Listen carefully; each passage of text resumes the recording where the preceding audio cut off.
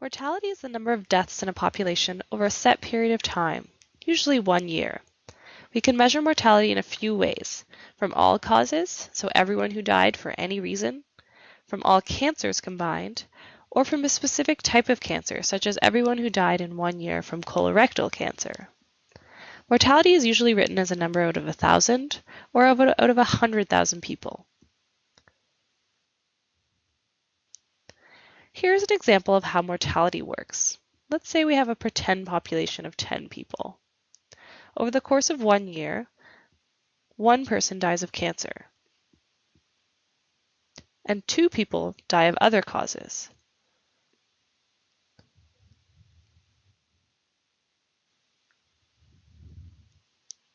So we would say that our all-cause mortality is 3 deaths in a population of 10 in 1 year, and our cancer-specific mortality is 1 death in a population of 10 in 1 year. This is an example of mortality rates using real data from an older study of registered First Nation women in Ontario. This graph will give you an idea of more realistic rates compared to our pretend example. As we see on the graph, cancer deaths are much rarer than our made-up example of 10 people, and some cancers cause more deaths than others. Cancer mortality rates are always lower than cancer incidence rates because many people who get cancer do not die from cancer.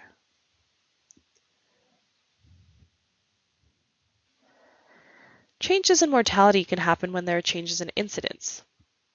If a type of cancer becomes a lot more common, then we will see more people dying with that type of cancer.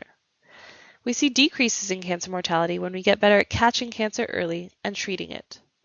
We can also decrease cancer mortality by improving prevention so that fewer people get cancer in the first place.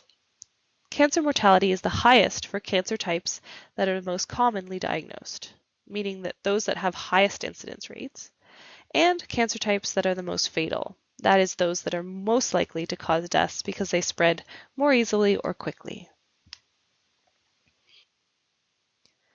Measuring cancer mortality is important because knowing which cancers are causing the most deaths helps us set priorities for prevention and treatment.